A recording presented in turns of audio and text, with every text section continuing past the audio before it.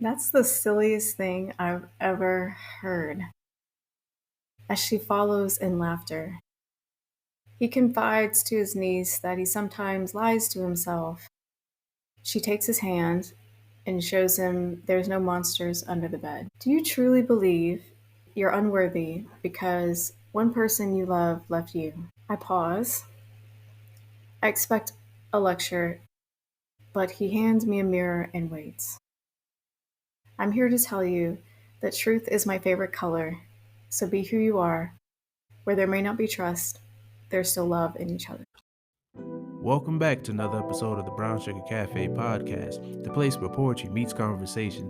I'm your host, Terrence P. Elmore, and before we get into today's topic, make sure you hit that plus sign so you don't miss an episode.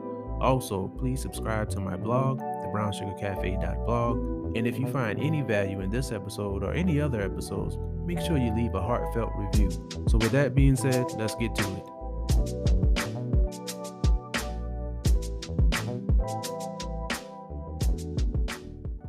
Thank you. My name is Abby Duran. I'm from Charleston, South Carolina. I am a poet, published poet, spoken word artist, lover of languages and travel, professional biographer of ways, and also a radio host on Ohm Radio 96.3. And I am the music director for Creative Mornings Charleston. Well, Abby, thank you for taking the time to join the show. I'd say it's been a minute, but I just spoke to you a couple of days ago. That's right, you did. I appreciate you hopping on that workshop. Yeah, it was a lot of fun. It unlocked some creative things, so I really appreciate it. I'm glad I signed up for it. It was what I needed that day before I even knew I needed it. So it's really good. Yeah. And speaking of color, it was about color and emotions. And yeah, sometimes I like to draw what I can't always say in words, and it helps me find the right words. I've never thought about that. Wow. When did you come up with that concept? I don't know if I came up with that concept or somebody else inspired me to like continue doing it, or I just watch other people. When you start to collaborate with other mediums of art and artists, you kind of see how their brain works. And I always think back to how physical movement can help us uh, sit a little better or stay focused, if you will. But I think it's just something we as humans just have that's just kind of resting inside of us, if you will. I have no means like good at drawing. Like you saw my fire tree stick figure, but I mean, it's just something that like helps, and there's just something very calming about doing this, or seeing different colors, and it's just very soothing. Yeah, it was. I can attest to that. I will be doing that more often. So thank you for Thank you. that. How did you get started on your writing journey? I've always been at it. You know the movie Matilda? Yeah.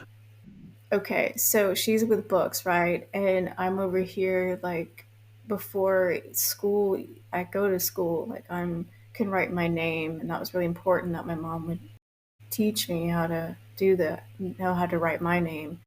I would write it like upside down, sideways, and then other words, and I just kind of it didn't matter where it was on the page. I just thought it was fun to do, I guess, in the moment. And then all throughout elementary, I had a great experience in school because we had a great principal and teacher. So learning was very fun and enjoyable, and we were all friends. That's the they call the utopia moment before you like move on to middle school, and then Yeah. you like life hits you really fast. And then I I would journal through middle and high school because it was my only outlet. I was a pretty shy person. So it was my way of expressing myself where I couldn't be heard in a lot of ways. And I don't and then I never thought about poetry. Like I never saw myself as a poet. I didn't even know, like I felt that was I was undeserving of that position because it's such a high honor to be a poet. And when professors and teachers would talk about poets, like these are people that tell the truth, number one, and number two, they have some sort of, I don't want to say meditative state, but like a very spiritually open mind, I would want to say. And I didn't see myself as somewhat of that position. And so, but when I discovered what poetry really is, and it just kind of blossomed. And next thing you know, like, I'm, yeah, just kicking butt in this poetry community. And it was waiting for me. And it's like, I'm here for you. And then it was like my partner, and it just, something just clicked. And here we are, because I really wanted to be a writer in some sense. And I did music journalism for 12 years, but um, it's not the best industry, but it was fun to travel and go to concerts and interview artists. But you don't get paid that much, Yeah. and you always have to change your words around to meet the editor, the publication, or the label, or whatever it is. And but I realized so many people's stories weren't being told correctly, and so I started like a music blog at one point to give those people a platform. And then I eventually found that the more I traveled around the world, like I really enjoyed storytelling. I like to know why this person came to this country, or why this person doesn't like ketchup, or just Yeah. those like weird things about people, like I'm just enamored by. And so I eventually started highlighting profiles of different people in different industries. And then now it's kind of grown into this business in variation writing, where I do business profiles or business biographies and narratives. And it's just a way for me to like see the world too, if that makes sense. Yeah. Wow.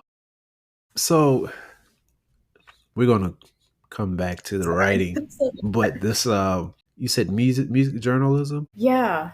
Yeah. It How did you was, yeah, how did you get into that? And you know, as we know it doesn't pay much, but how would you say that journey played a role into your writing and what you do now? oh gosh, it significantly improved my writing.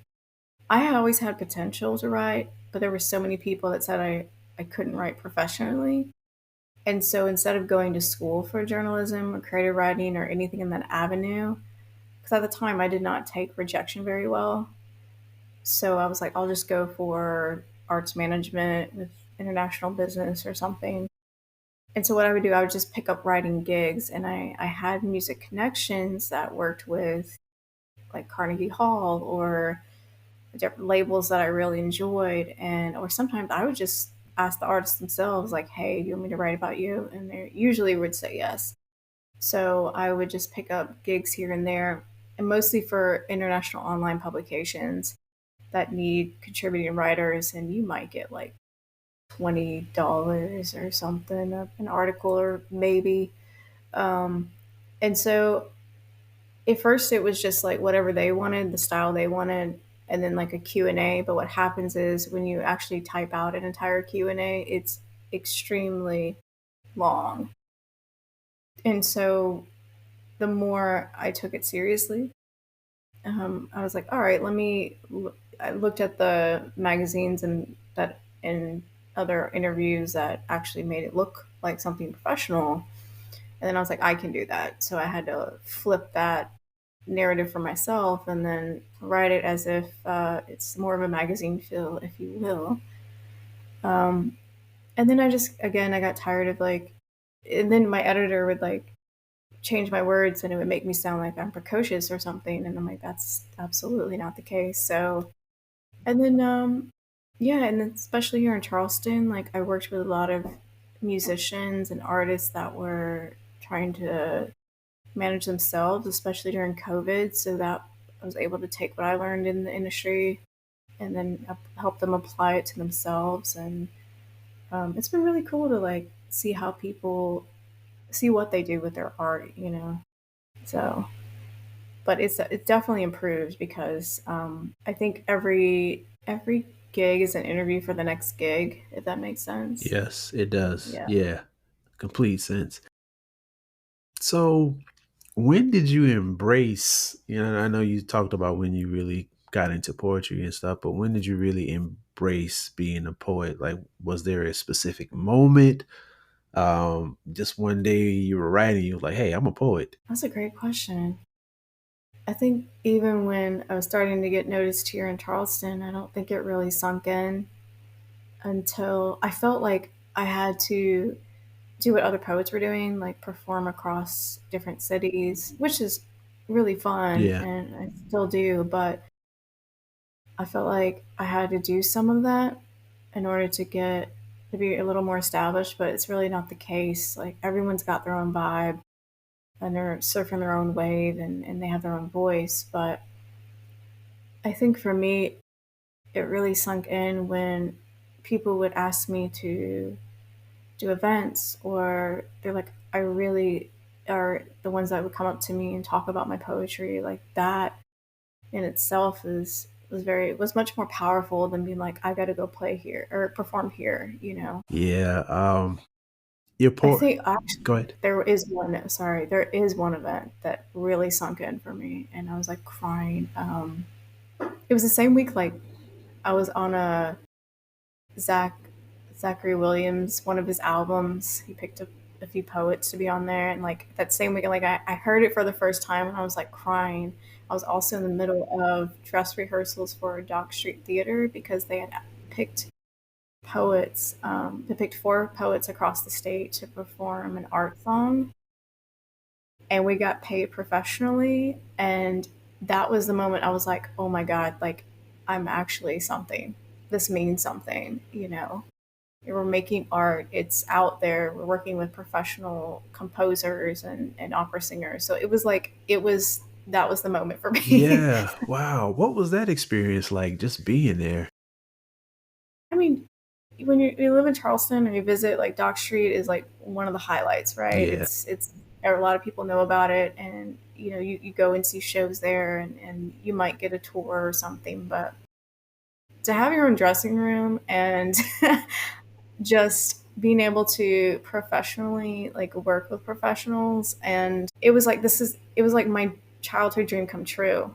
Like I it was so like I was crying in one of the pews, just like I can't believe this is real. And Yeah.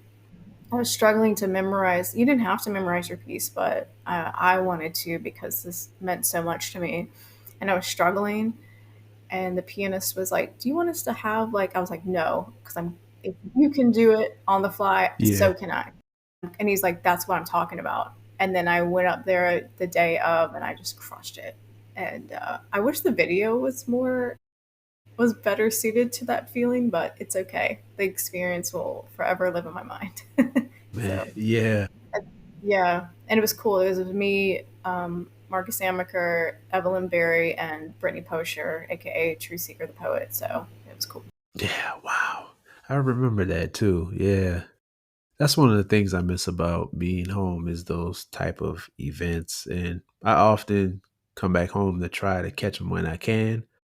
But, it's nothing like being there and just going up the street and checking it out. So yeah, Well, there's some beauty in like popping in and then popping out, you know, in you're some right. ways. There is because you don't have you don't have to deal with that madness of traffic that often, especially if you're doing something on the weekends. It's not as bad.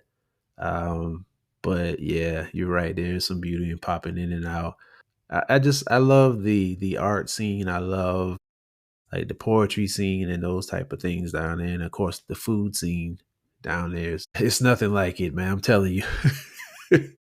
I love that you're into barbecue Oh because like yeah. there's people who are like, oh, I love barbecue, but then there's people that know barbecue, and that's a totally different field. Yeah, I'm a foodie. I'm a foodie and barbecue is my jam, I must admit. All about it. All about the best brisket. Right? Recently you spoke at the second annual Soda City Poetry Festival. I got a chance to talk to you again there, and what was that experience like? Because this was the first time that they actually took poets from different regions of South Carolina to spotlight them, which I thought was really cool. Um, got this people from the PD area, people from upstate, I think, were there, and then of course people from the Low Country. What was that experience like for you? I actually wrote a poem about that experience because it meant that much to me.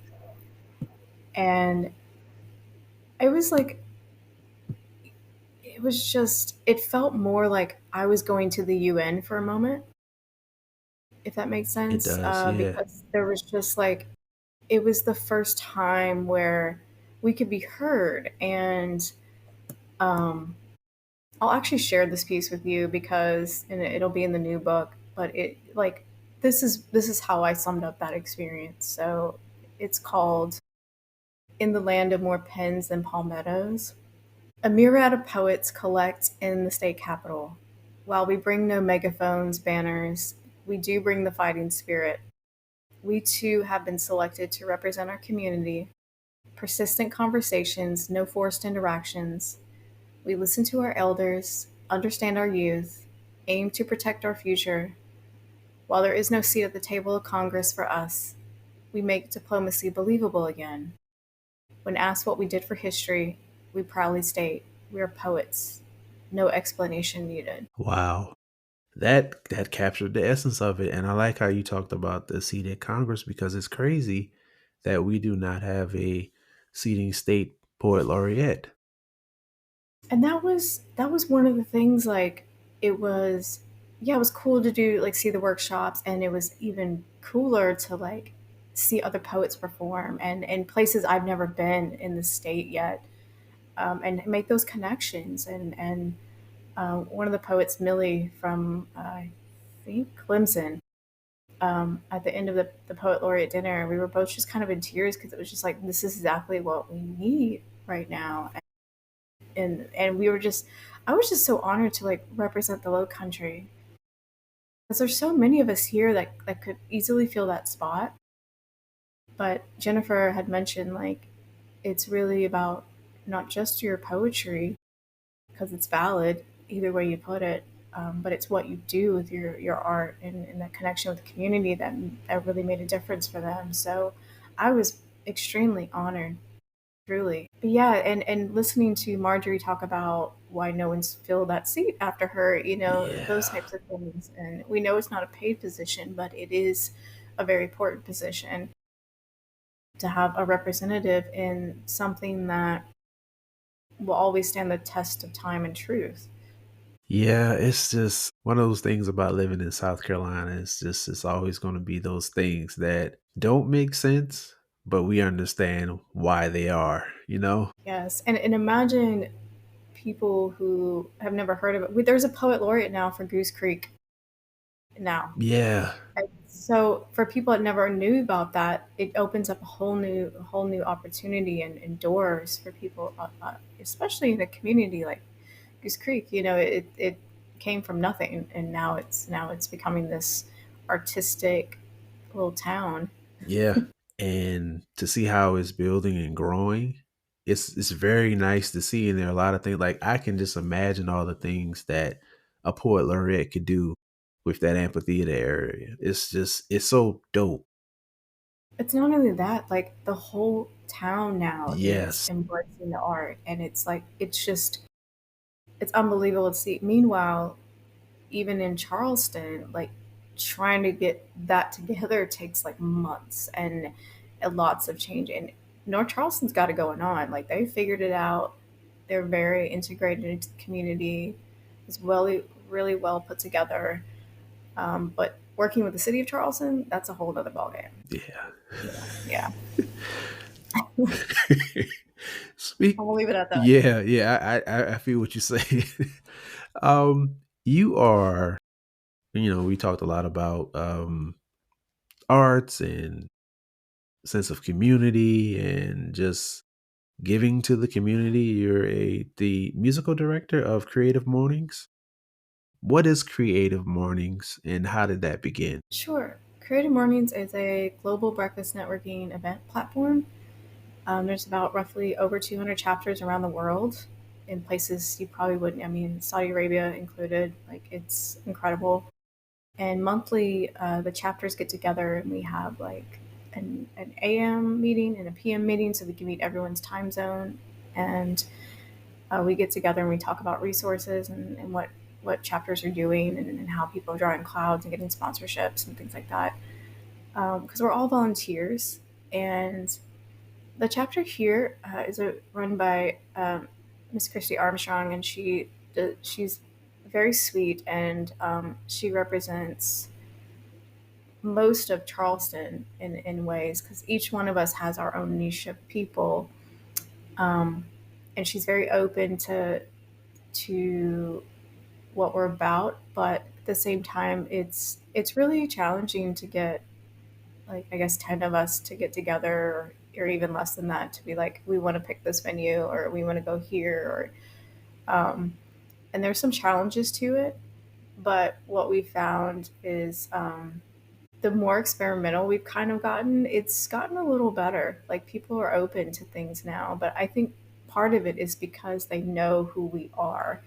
And I was asked to take over for Maggie Holsey, who goes by Disco TP. She is a music blogger of sorts, and very much in the music industry as well, so very well loved. And she's the one of the co-hosts of Sisters in Song, which is another platform for females in the entertainment industry getting together. So she was stepping down to get something off her plate, and she we hadn't been that close yet, and she reached out and she was like, I think you'll be the perfect person. And I was like, oh wow. And I do take this job very seriously, so I like try to match the theme because we're given themes each month. Like it could be anything from mentor, punk, whatever the theme is that headquarters in New York rolls out. We match the speaker, the entertainment, the live artist.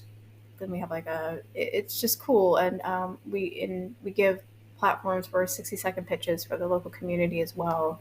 And each chapter is different, though. They do things a little different, and it's really cool when other people from other chapters come and visit us, or I go to a chapter and see what they're doing. But it's a way for us to make community and kind of bridge that business creative side a little bit.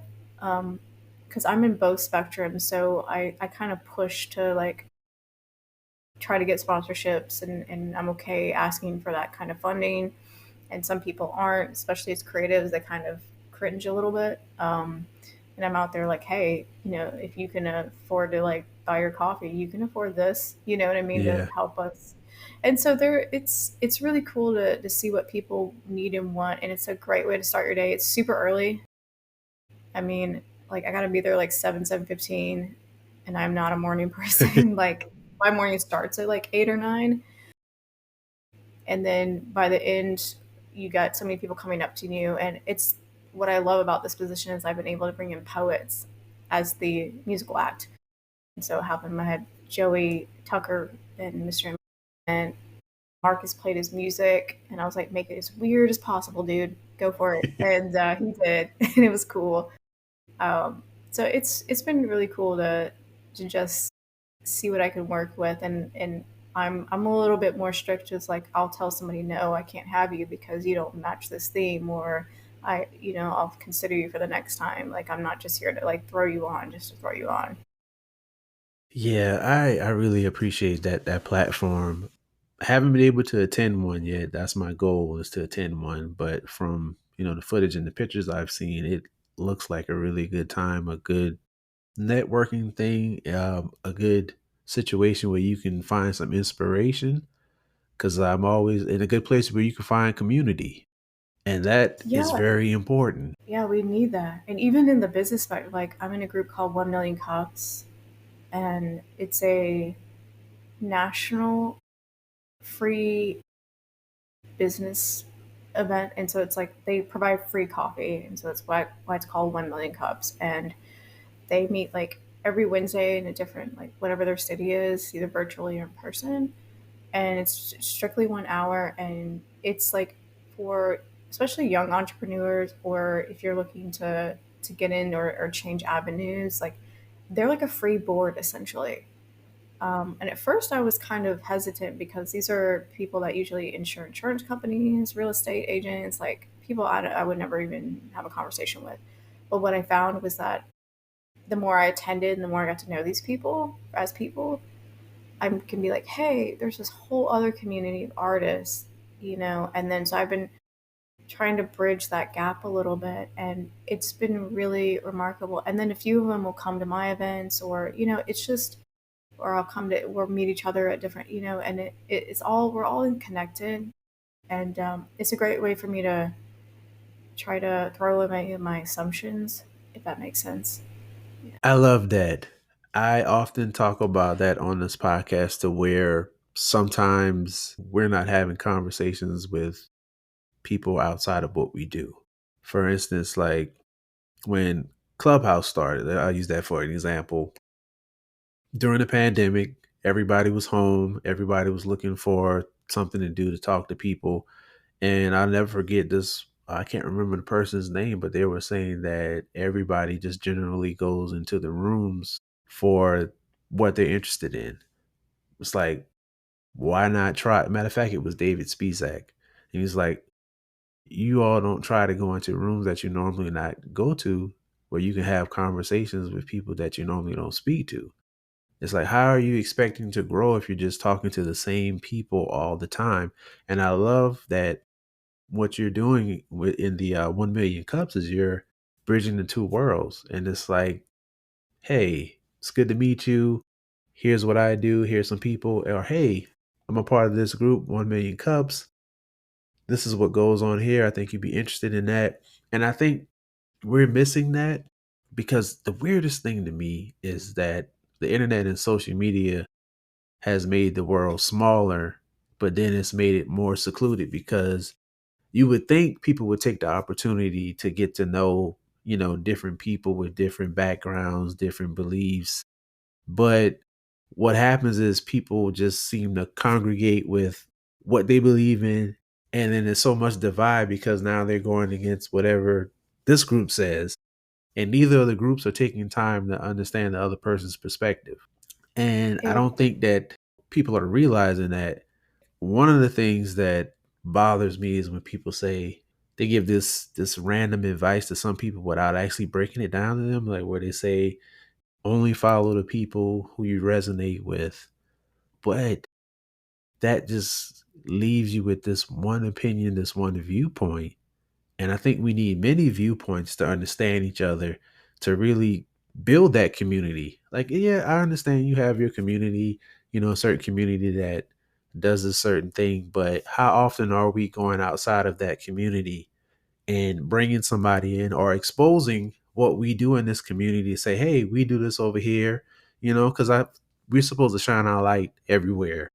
And so I think when we open ourselves to show people, what we're doing, what our community is about, we'll be more receptive to somebody else's community, understanding what their community is about. and that's called diplomacy.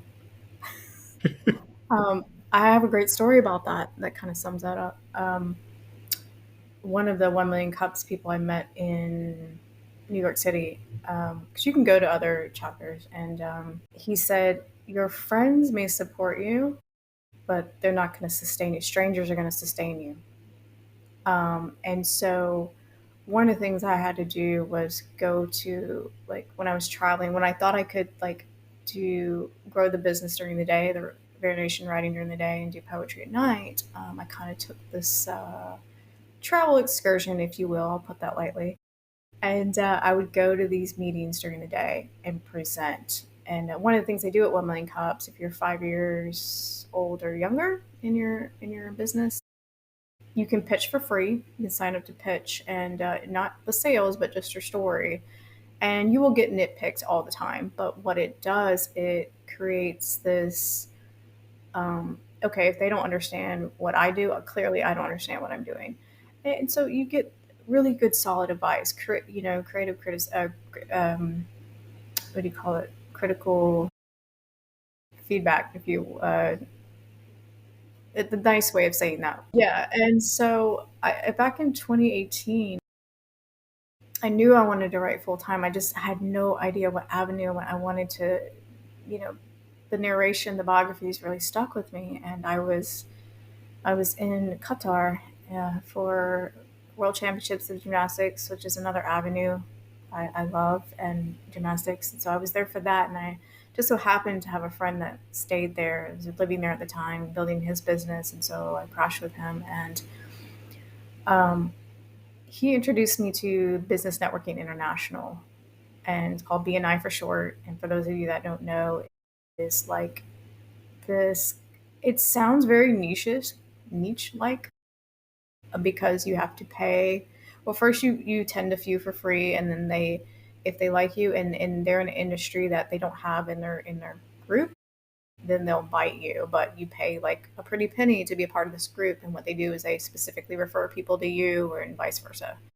And you get together. You have to get together once a week, and if you miss it, you have to have send somebody in your place. Like it's a whole to do.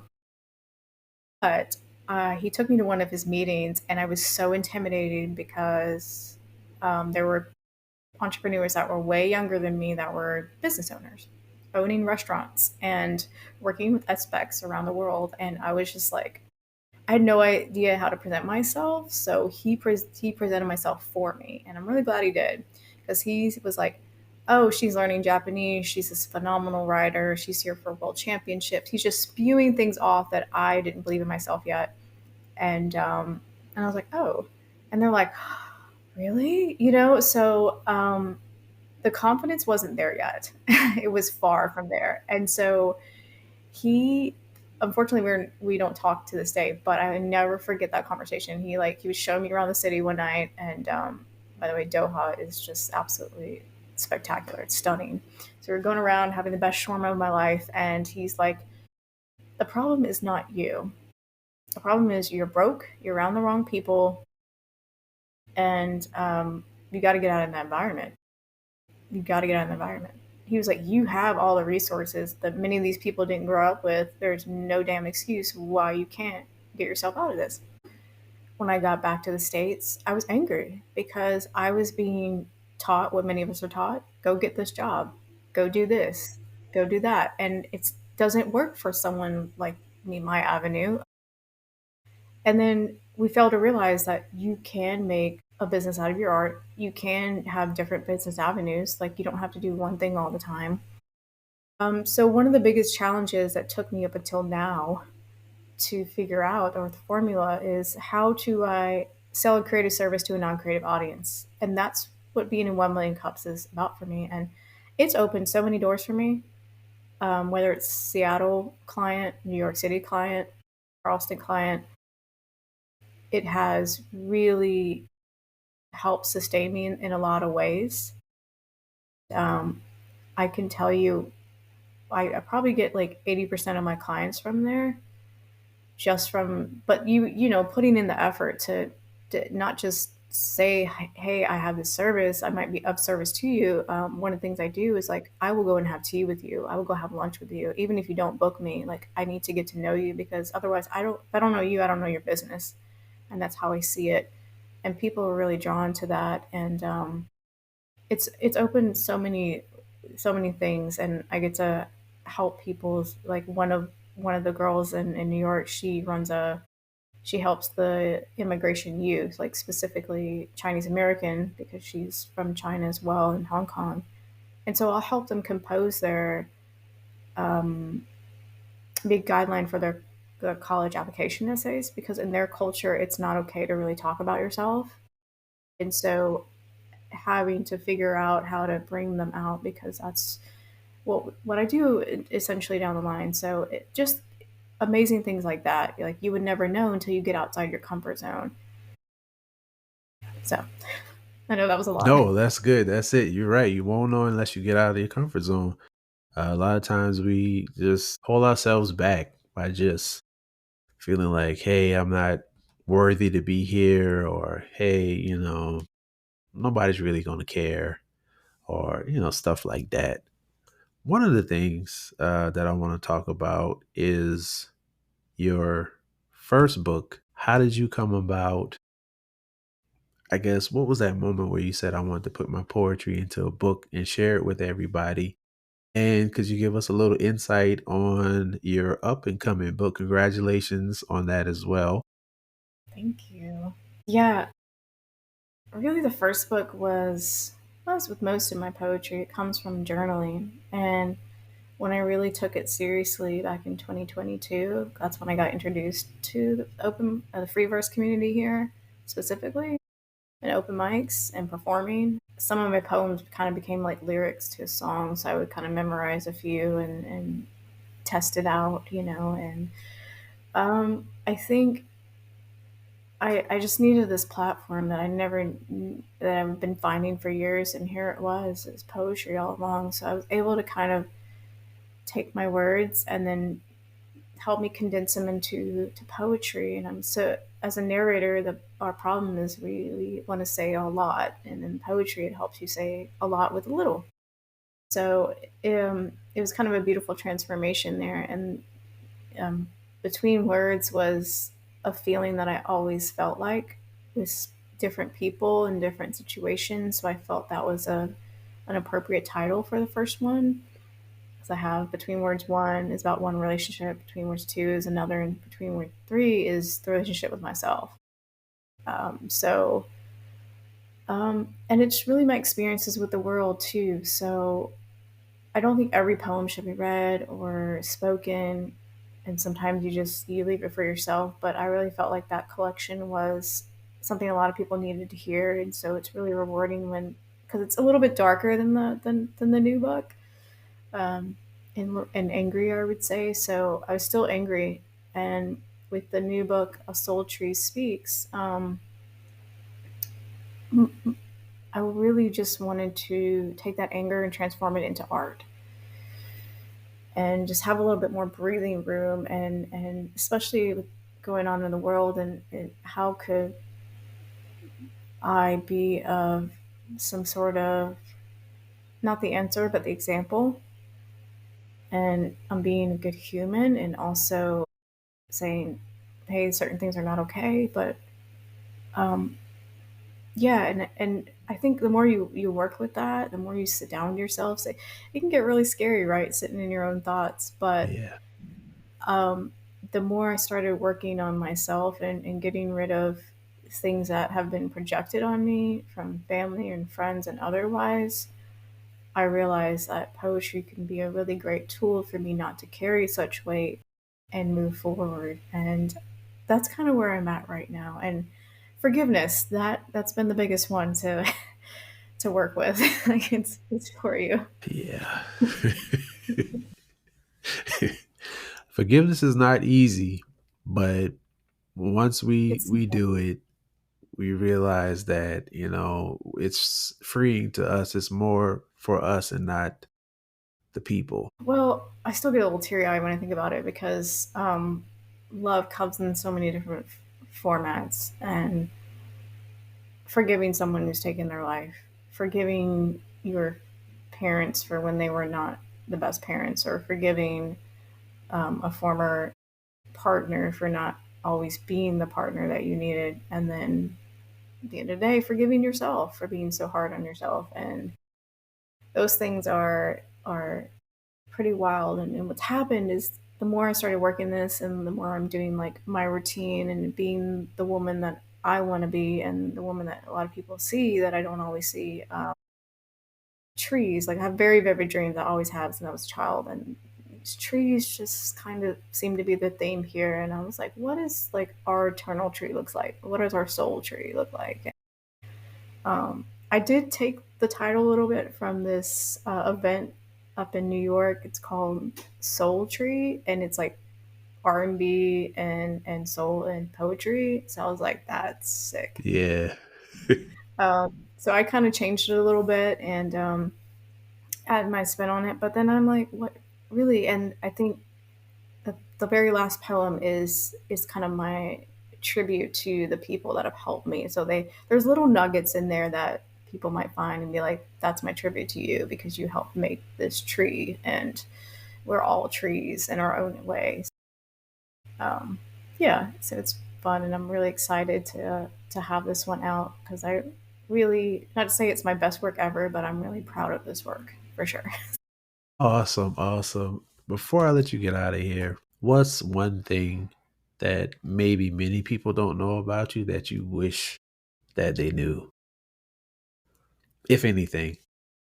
I never thought about that. I don't know. I mean, I guess I love to cook, and it's my way of showing love for people. So if I can be a little harsh. Like, don't get me wrong. Like, sometimes I can come off a little aggressive. Well, maybe some people say more than a little, but when it's business, I'm very much like I don't feel sorry for you in that moment. And then, but at the end of the day, like I'm still here for you because I'm still human. Yeah. And people misconstrued me a lot, and I've lost friendships that way. So I'm still learning how to be better at that. But cooking is how I show my love for myself. I love it, and take care of my body, and getting to the point now where I can, like, 90% of my food almost comes from farmers markets or farmers. It that was such a journey. Like, I can't even begin to describe how Yeah. frustrating that was. Because I don't have the best health. I have a really weird body, and everybody's different. That's how I show love for people. So the few people that have been over and I've cooked for them, like that's my love, and that's how I show love. And so uh, yeah, I guess that's one of the many things I do. I guess, but I think if we could all kind of just, even if someone's like angry and you're just like giving you a hard time, like, they're just going through something. It's not personal, and we just remember that we're all humans. We all bake bread in some form. We all eat rice in some in form. And remember, we used to come from one continent, so I think we forget that. Man, that's good. Let the people know how they can get in contact with you, how they can follow you. I mean, you're a professional biographer, how they can reach out to you about your services. We didn't really get a chance to cover that, but if you want to cover that now before you go, that's fine. Or any closing words, or maybe you want to read another poem. This floor is yours. Yeah. Well, it's been kind of cool, like, to do poetic branding, like, because poetry can help with how you want to envision your next adventure in a lot of ways too. But anyway, variation.com, best way. There's a contact me, goes straight to my inbox. That literally is the best way to get a hold of me. I am on Instagram, Varination Girl or Varination Writing, either one as well. Poem? I guess I could. You don't have to, but if you want to. No, I mean, I'm just trying to think of something that's really short and sweet. I guess. Yeah, I don't know. I mean, I know you've read some of my work before. Yes, Um, yes, yes. I am. In fact, I have your book right here beside me. oh, that's so. Oh, I'll. Okay, this one's really cute because it's sandwich. It's so sweet. It's kind of an ode to my grandma, but also like a weird, funny time in my life. So, um, okay. Before the franchise subways, there was Substation, and my grandmother would take me there on a few occasions. I had moved from Colorado to Alabama, and nothing made sense. In the mountains, we had a garden. My mom cooked and baked. We rarely went out. Now that family life was changing rapidly, fast food was our new normal. What better way to spend time with family than to eat?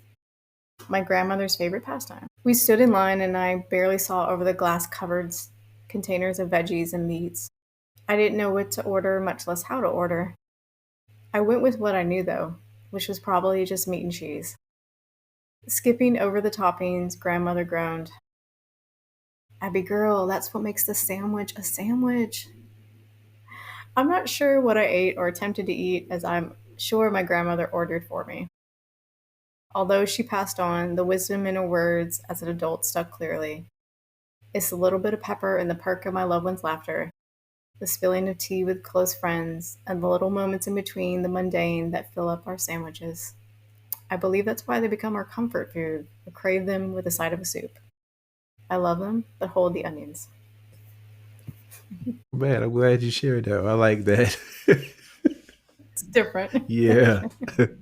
Everybody, I have the information in the show description, so please reach out to Abby. Abby, thank you again for coming on Thank and you. being my Thank you. guest. And to my listeners, as always, remember, keep pushing forward.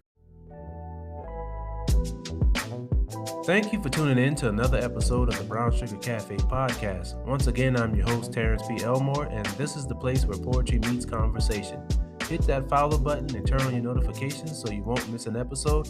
Check out my blog, thebrownsugarcafe.blog. Also connect with me on Instagram at thebrownsugarcafe. Hope you enjoyed this episode, and as always, remember, keep pushing forward.